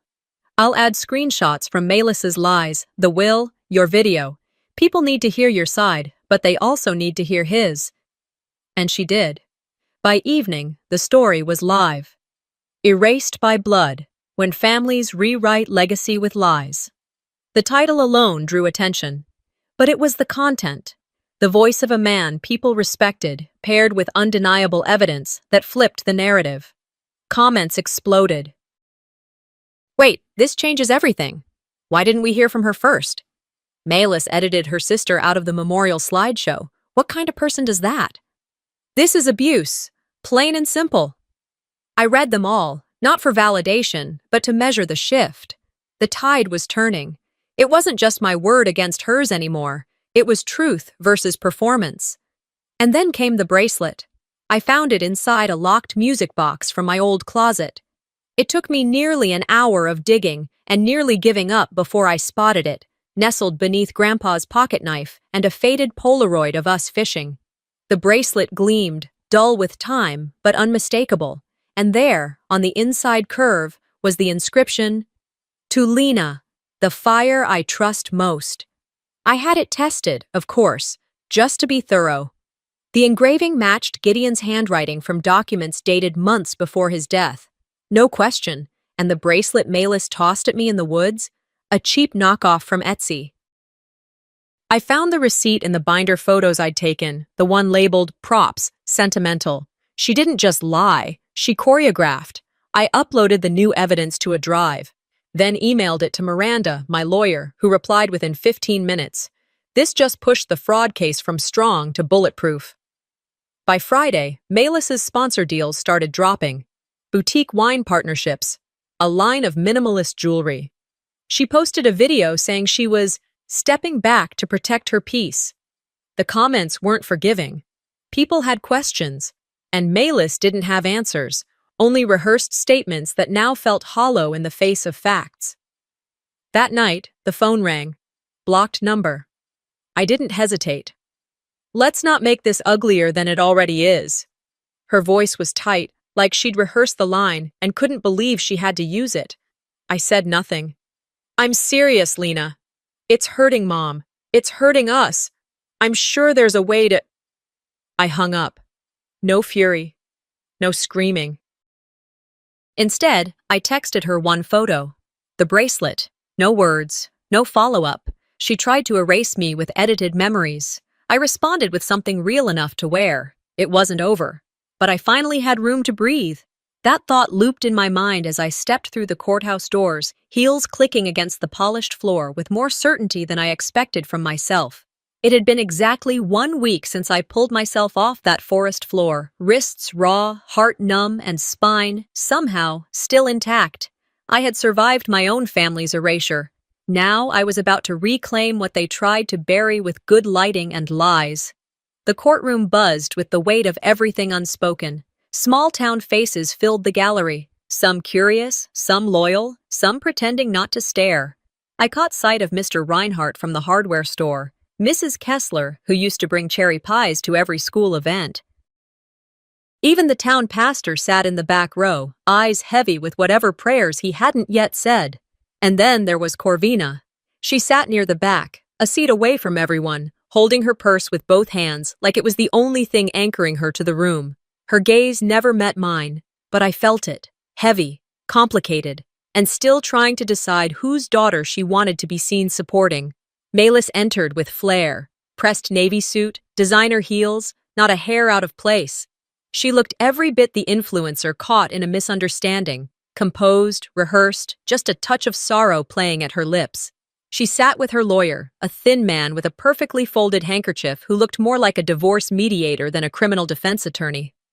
I wore black, simple, modest, no lipstick, no mascara, just the truth and the weight of a flash drive tucked into my lawyer's hand. Judge Mercer entered, and the room fell silent. He was a tall man with a face that didn't move unless it had to. Word in town was he had once thrown out an entire fraud case because someone tried to hug him after a ruling. "Ms. Parks," he said, glancing down at the case file, "you are presenting claims of financial fraud, document falsification, and attempted harm. Your counsel may proceed." Miranda stood like she'd been waiting her whole career for this moment. Calm, measured, surgical. "Your Honor, we will demonstrate that Ms. Elena Parks was the intended and sole heir of the late Gideon Parks. We will also show that the defendant, Malis Parks, conspired to not only deny Ms. Parks her inheritance, but to endanger her physically and psychologically in doing so." She turned and nodded. The flash drive was inserted into the laptop, screen mirrored to the projector. First slide, a scanned copy of the original will.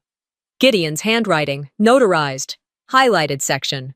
"To Lena, because she saw me, not my bank account." Murmurs from the back row. Second slide. Photos from the Legacy Strategy binder. One page showed a full timeline, dosage amount, rope strength, likelihood of resistance. The juror in the second row flinched. Then the audio, my 911 call, followed by the sickening voice of Malis answering as Montana Dispatch. It played only 10 seconds, but it was enough. Next came the voice recording Naomi provided, Gideon's voice, clear and unwavering, saying, "I trust Lena. She's who I'm leaving it to. Everyone else will just try to sell it or spin it."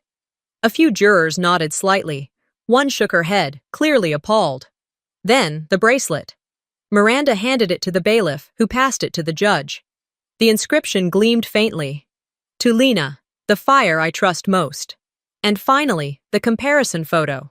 Malis's version, purchased online, matched to a receipt found in her own files. By the time Miranda returned to her seat, the room was quiet enough to hear my pulse. Malis's lawyer stood. "Your Honor, we believe this to be a deeply emotional family dispute. Misunderstandings have occurred, certainly, but this is not the realm of criminal intent. It's heartbreak, grief, and a difference in interpretation of legacy." Judge Mercer didn't blink. He leaned forward, hands clasped. "What I see," he said slowly, "is a series of coordinated actions, each one removing this woman from her legal rights, her physical safety, and her family history. This wasn't a misunderstanding. This was premeditated isolation with life-threatening intent." He paused, let the words land like stones. "Ms. Malis Parks, I hereby sentence you to 20 years in a state correctional facility, with no eligibility for parole for the first 10. The court finds you guilty of attempted fraud, conspiracy to defraud, and endangerment with premeditated malice." Malis stood, disbelief cracking across her perfectly composed face. "You stole the family from me!" she screamed, the words ripping out like a confession. I didn't move. She tried to break me in the woods. She failed. She tried to erase me from the photos. She failed. She tried to manipulate a legacy that was never hers to touch. And now, finally, she failed for good. As the bailiff escorted her out, she twisted to face me again. You always needed to be the favorite. You couldn't handle not being chosen. I met her gaze. I didn't need to be the favorite, I said quietly. I just needed to be safe. Reporters swarmed the steps outside, but I kept walking. Past them. Past the microphones and cameras. Past the questions. A woman with a notepad caught up to me on the sidewalk. Ms. Parks, do you have a statement? I stopped just once, turned to look at her. Then the crowd. I didn't do this to punish her, I said. I did it to stop pretending it was okay. And I kept walking. It wasn't over. But I finally had room to breathe. Room to breathe didn't mean the air was always clean. It just meant I wasn't choking on it anymore. 6 months had passed since the gavel struck and the courtroom emptied. Since Malis was led away in a navy blazer that couldn't hide the collapse in her spine. Since the headlines stopped using my name with question marks and started using hers with full stops. Life didn't return to normal because there was no normal to go back to. But life moved, and I moved with it. I live now in a cabin outside Bozeman, about 25 minutes from town. Close enough to hear the train whistle at dawn, far enough that no one drops by unannounced. It sits on the edge of the forest Grandpa used to walk through every morning, long before smartphones and live streams taught people to document every second of their grief. The place isn't fancy. 2 rooms, a front porch that leans slightly to the left, and a shop in the back where I work with cedar, oak, and whatever reclaimed wood finds its way to my truck. Some days, I carve intricate leaf patterns into old barn doors. Other days, I just sand and breathe and let my hands stay busy while my mind stays still. Folks around here call me the Cedar Woman or the Lady with the Quiet Eyes. Some know the story, most don't, and that's fine by me. The ones who whisper less now tend to look me in the eye when they say hello at the farmer's market. A few have even apologized, softly, awkwardly, like they're afraid I'll bite. I don't. I just nod. Sometimes that's all it takes. Naomi stops by every couple of weeks, usually on a Friday. She brings local coffee and new gossip and never mentions the article anymore, even though I know it still gets traffic. We sit on the porch and watch the trees sway. We don't talk about Malis, not directly, but sometimes we talk around it. Last time, she handed me an envelope without a word. The return address was Corvina's. I didn't open it. I didn't even bring it inside. I watched it curl in the fire pit that evening, unread, unwelcomed. Some bridges don't burn. They sink slowly, rot from the middle out. And when the last plank gives way, you don't swim back. You build something better on your own side of the river. The shop's doing well. People like the idea of restoration. They bring broken heirlooms, cracked picture frames, pieces of furniture that carry too much memory to throw away. I don't tell them what I know. That sometimes the most healing thing you can do isn't to fix what's broken, but to reshape it into something else entirely. I keep Grandpa's guitar in the corner of the studio. I don't play it. That was never my gift, but I glance at it often. And on days when the shop is quiet and the air smells just right, pine, sawdust, a touch of autumn, I swear I hear the hum of a low note, or maybe just the echo of something I still carry. Last week, the local post office clerk mentioned that Malis had tried to appeal her sentence. It was denied. The public interest faded, and her brand disappeared faster than it was built. Influencers need an audience, and the only eyes left on her now are behind concrete and glass. Someone told me she wrote me a letter from prison. Sent it certified. I burned it too. Didn't even break the wax seal. I don't need closure in her words. I've already lived it in mine. Sometimes, when I can't sleep, I write anonymously online.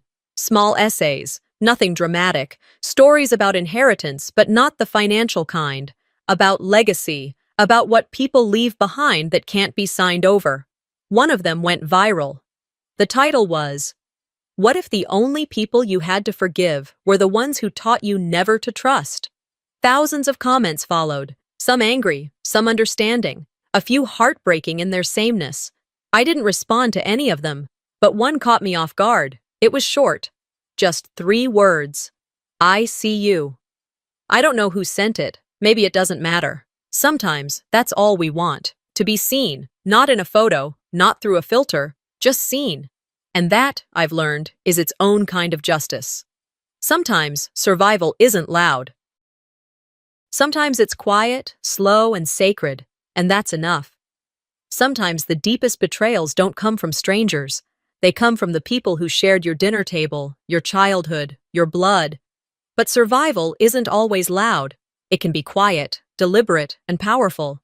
And telling the truth, even when no one wants to hear it, is its own kind of justice. What about you?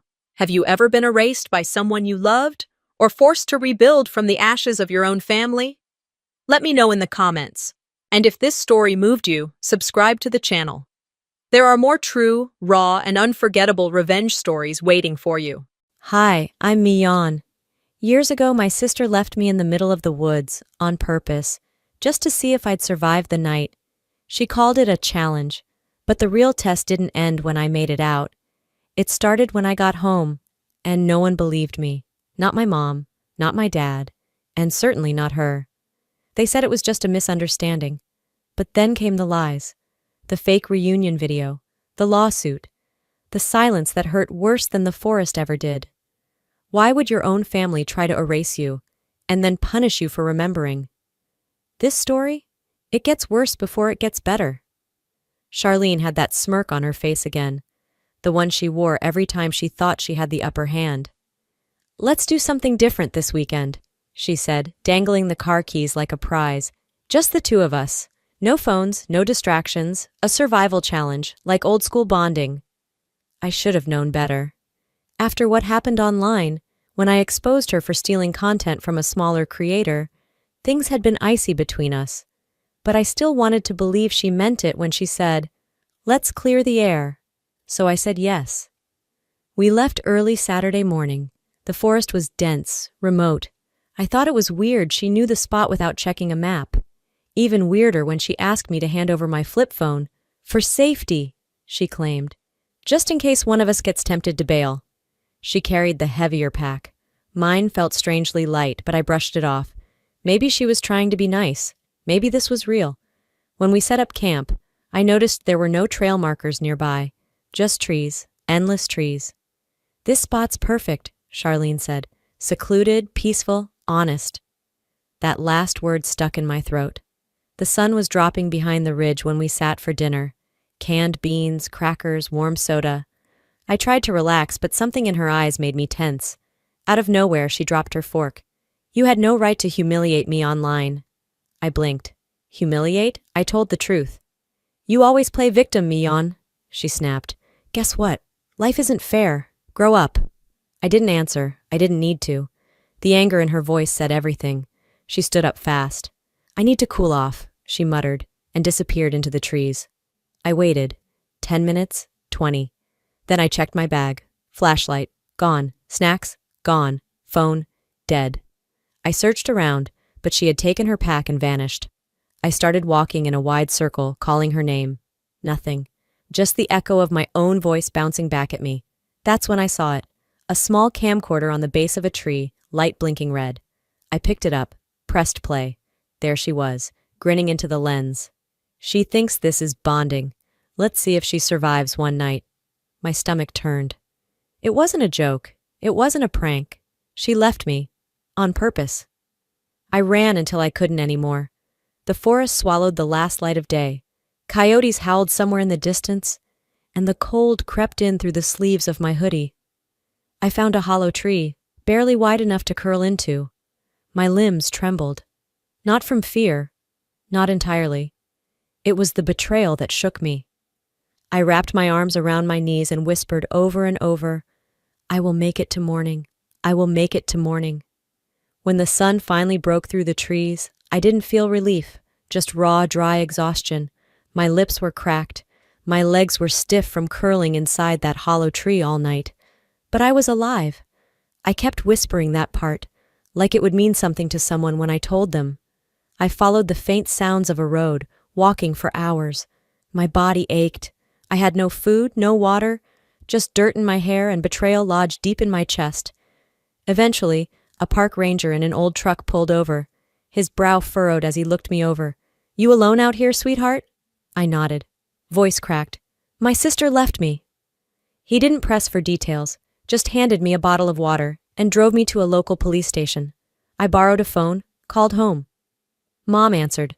Her voice was calm, too calm. "We thought you'd be home by now," she said. No apology, not even concern. "I need a ride," I whispered. "Well, your father's busy with the store," she replied. "You'll have to figure it out." The line went dead. I took the city bus, then another, until I reached the house. My knees wobbled from the effort. The front door was unlocked. Charlene was on the couch, flipping through TV channels like she hadn't just abandoned her 15-year-old sister in the middle of a forest. She didn't even flinch when I walked in. Mom looked up from the kitchen sink, drying a mug. "Don't slam the door, and you should be thankful you're okay. Some girls don't come back at all." I stood frozen. "You knew she left me." "She was upset," Mom said, her tone flat. "You embarrassed her online. Maybe next time you'll think twice before making things public." "She left me in the woods," I snapped, louder this time. "On purpose. That's not normal." Mom sighed like I was being dramatic. "Stop acting like a victim all the time, Mion. We all make mistakes." I turned to Charlene. "You filmed it." She finally looked up, smirking. "You made it out, didn't you? That's the point." Dad came in during dinner, said nothing when I barely touched my food. We sat there, chewing in silence like it was just any Sunday night. Mom passed the mashed potatoes. Charlene talked about a new cheer sponsor. Nobody mentioned the woods. I cleared my throat. "You left me," Charlene shrugged. "And you survived. That's the story."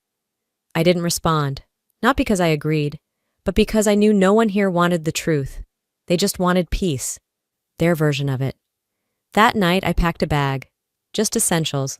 A hoodie, my journal, $64 from my sock drawer. I found a photo of me and Aunt Anita, back when things felt real. She was the only adult who ever made me feel safe. By morning I was gone. No door slam, no goodbye. I left a single note on my pillow. "I survived, but I won't survive here." I hadn't thought about Charlene in years. Not really. Not the real her.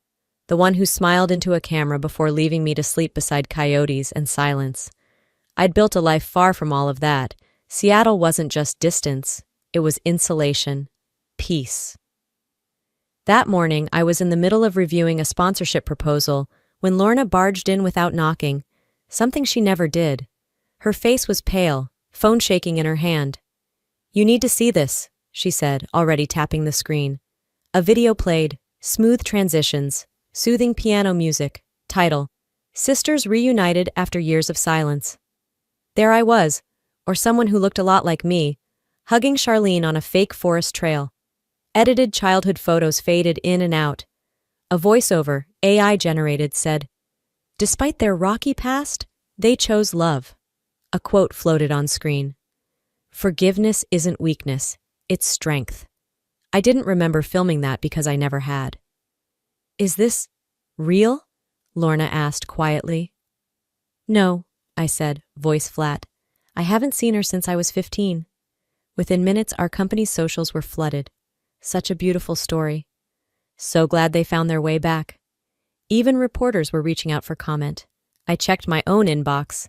DMs from strangers, fake congratulations, podcast invites. "You know what this is?" I said to Lorna, jaw tight. "She's cashing in." The video was traced to Charlene's new account. She had rebranded herself as a healing coach, the kind that sells webinars and motivational mugs. I found a podcast clip. Charlene, all staged sincerity. "Sometimes families break, but real love always wins." She knew exactly what she was doing, twisting the truth into something cute, marketable. My fingers trembled, not from weakness, but from the pressure of old wounds tearing open. Still, I didn't rant. I didn't scream. Instead, I posted a photo from 2005, the one I never showed anyone. A 15-year-old girl, dirt on her face, curled inside a hollow tree. Caption, Some of us weren't playing a game. Some of us were just trying to live. The comments exploded. Some people praised me for finally speaking out. Others said I was bitter, unforgiving. Let it go, they typed, fingers never having felt frostbite fear. But I wasn't trying to win them over. I wasn't here for applause. I just wanted the lies to stop. By the end of that week, my inbox looked like a war zone. Screenshots, threads, posts with thousands of shares, people I didn't know accusing me of being a fraud. Mion Holloway fabricated her trauma for sympathy. She embezzled money from her family and ran off. Classic overreactor. Anything for attention. Lorna stormed into my office just as I was reading another comment calling me unhinged but marketable. "We're bleeding followers," she said, jaw tight. 3 sponsors have paused their contracts, and look! She shoved her phone at me. An influencer I vaguely recognized was reacting to a new video. Charlene again, softly lit, holding a mug, speaking about resilience and grace. The background was too perfect. "She's faking forgiveness while feeding this chaos," I muttered. Lorna nodded. "And people are buying it." I didn't say anything. I didn't need to. My pulse was already climbing. That evening, we sat in my apartment with our laptops side by side, digging. Lorna traced patterns in the smear posts. Same phrasing, same metadata. We brought in Alton, my attorney. He scrolled in silence, then looked up. "These posts are being funneled through a boutique PR firm out of LA. Small team. But they used to manage a wellness influencer, Charlene. So this wasn't just damage. It was strategy. She was using paid campaigns to rewrite the past, branding herself a peacemaker while framing me as a bitter ghost. I didn't cry. I filmed. It wasn't high production. Just me in my living room. Simple lighting. One take. "If I made it up," I said, eyes steady, "I wouldn't have changed my name. I wouldn't have moved 3,000 miles away. I wouldn't have kept the camcorder she left recording at the base of that tree." I didn't blame. I didn't name. But I didn't need to. The video spread fast. The next night, my phone lit up with a contact I hadn't seen in years. "Mom." I let it ring, then picked up.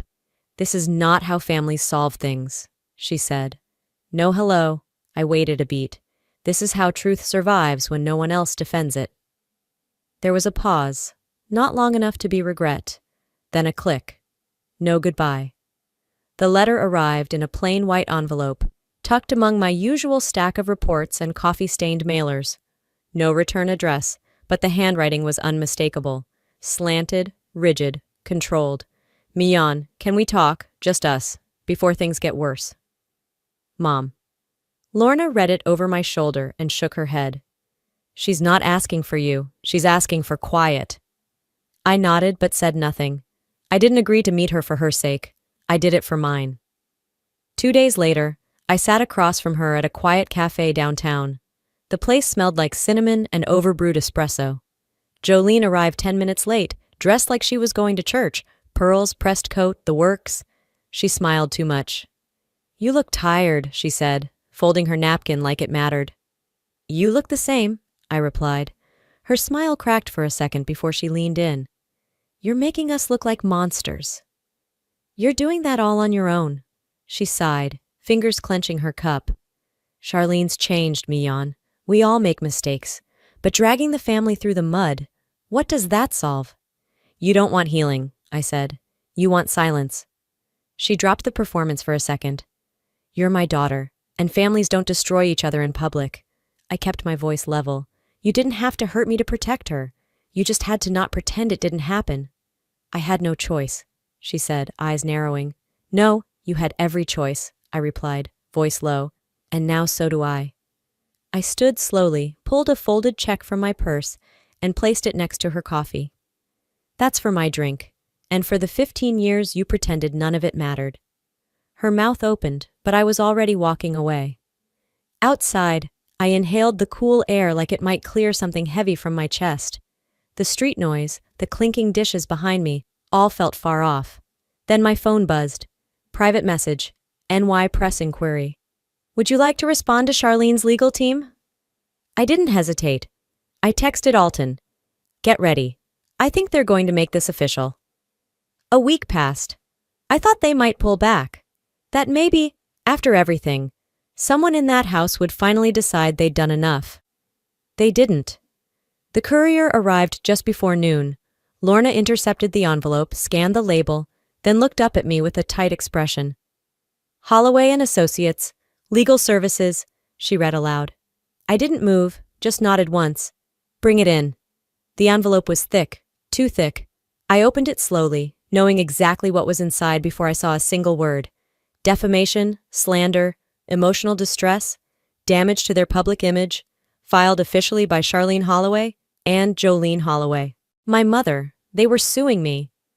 Lorna stood silently, eyes flicking to the paperwork. They really did it. They really did. That afternoon, I sat across from Alton in his firm's conference room. He flipped through the lawsuit with sharp, clean fingers, lips pressed into a flat line. They're not suing for truth, he said after a beat. They're suing for silence. This is about control, not court. Can they win? I asked. Not a real victory, but they can drag it out, bleed you dry in discovery, create enough public noise to make people doubt you. Again. I leaned back in my chair, jaw locked. So we hit back, quietly, effectively. He nodded. Then let's begin. Back at my office, I canceled 2 meetings, wrote an internal email to the board. This is personal, not professional. 9:15 remains solid. We are not backing down. Then I opened my public account and typed, "You don't get to hurt someone and then sue them for remembering it." It spread faster than I expected. Comments rolled in. People who doubted me began to ask harder questions. Some who'd stayed silent started to speak. And then, that night, a message landed in my inbox. No subject, no pleasantries, just a single line from a name I hadn't seen in years. One of Charlene's former friends. I have screenshots. I've stayed quiet long enough. I typed one word in response. Send. I didn't sleep much after that message. The next morning, I was in early. Lorna was already at her desk with coffee and her laptop open. I dropped the old shoebox on the counter between us. It's in here, I said. She looked at the dusty label. Camcorder, 2005, her brow raised. You really kept it all these years? Didn't plan to. I just couldn't throw it away. We spent hours digging through old tapes and adapters. When we finally got the footage transferred, we watched in silence. The video was grainy, but the sound was crisp. There she was, Charlene, standing in front of the tent, grinning into the lens like she was hosting a prank show. She thinks we're bonding. Let's see if she survives the night. Then she laughed, that same laugh I hadn't heard in person in 2 decades, and walked out of frame. I felt no tears, just a stillness I hadn't known in years. We're posting this, I said. No edits, no music, no voiceovers, just truth. We uploaded the clip. At the end, I added a black screen with one sentence. I never asked to be a story, but now you get the truth. By the time I refreshed, it had 80,000 views. 3 hours later, 2.4 million. The comments were louder than anything I could have said myself. Then came the second hit. Alton called. Check your inbox. We got the contract. Charlene's agreement with the media agency, signed, dated, initialed, and there, buried in the fine print under Clause 4.3, influencer shall produce 3 high-engagement family conflict posts per quarter. Viral preference, betrayal, reunion, regret. I sent it to every major legal reporter in the city with no commentary, just the document. By sunset, half her podcast sponsors had pulled out. A clip of me, the one from earlier in the woods saying, "Some of us weren't playing a game," was being used in a national mental health campaign. Lorna leaned in with a small smile. They're running scared. I nodded, calm as glass. Good, let them. It was nearly midnight when my voicemail blinked. I played it without thinking. Mion, it's your dad. His voice sounded older, thinner somehow. I saw the tape. I knew about that night. I just didn't think it would get this far. He paused, like he was waiting for me to forgive him right there. It was a mistake, a bad one, but we're still family. I didn't call back. Instead, I sat out on the balcony, Seattle lights blinking beneath me. The weight of that call didn't surprise me. It just confirmed what I'd always suspected. He knew. He just chose to look away, like they all did. By the next morning, headlines took over my feed. Fake forgiveness scheme exposed. Video confirms sister's abandonment. Charlene vanished offline. Her podcast? Gone. Jolene? Silent. No new emails, no new guilt-laced messages. It was as if they'd all been swallowed by the truth. I accepted a podcast invite, not for revenge, but to draw a line. I'm not here to cancel anyone, I said into the mic. I'm here because silence almost buried me, and I won't let it bury someone else. Afterward, Lorna and I sat outside my place. She handed me tea without asking. Feel better now that the world knows? I thought about it. It feels like dropping a chain. I'm not healed, but I'm free. She nodded, watching the skyline. You don't hate them, do you? No, I said quietly, but I'll never trust them again. A few days later, I drove past the old house. The porch looked smaller. The swing I used to hide under? Gone. A real estate sign creaked in the breeze. For sale, by owner. I didn't stop. Didn't need to. I just looked once more and kept driving until the road gave way to open sky. I didn't cry. I didn't feel triumphant. I just felt done. Lorna walked into my office with her phone in one hand and a smirk she couldn't hide. You're gonna want to see this. She handed me the screen. A breaking news headline from a national site. Charlene's ex-boyfriend arrested in online smear campaign. Charges: cyber defamation, targeted harassment, digital extortion. Below the fold, a quote from his confession. She never told me to stop. She just let me keep going. I set the phone down and let the weight of it pass through me. It wasn't satisfying, not in the way revenge movies paint it. But it was just. Later that night, I stood on my rooftop. The city below buzzed quietly.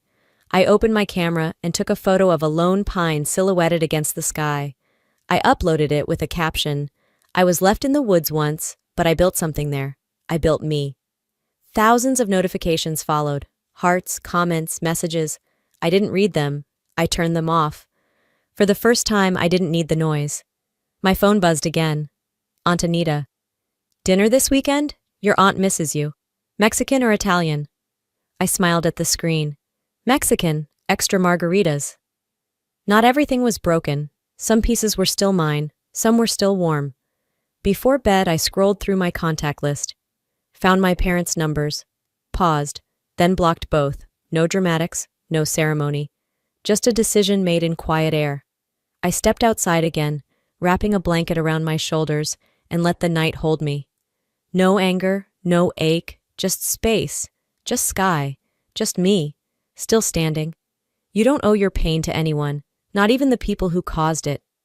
Sometimes walking away isn't about weakness. It's how you stay alive. Some people think closure comes with an apology, but I've learned that sometimes healing means accepting that the apology may never come, and still choosing to live anyway. I used to believe family meant protection, that being blood meant being safe. But what I've learned is this: family isn't who shares your last name. It's who shows up when it matters, who sees your pain and doesn't turn away. So if you've ever been left behind, silenced, or gaslit by the very people who were supposed to love you most, I want you to know this. You are not crazy. You are not too much. You are not alone. I survived the woods, not just the trees and the cold, but the years of silence that followed. And I built a life I'm proud of, one choice at a time. Now I'm curious. What's your story? Have you ever walked away from something that nearly broke you? Or maybe, are you still in the middle of your own forest, trying to find the way out? If this story spoke to you, even just a little, drop a 1 inch in the comments, or let me know where in the world you're watching from.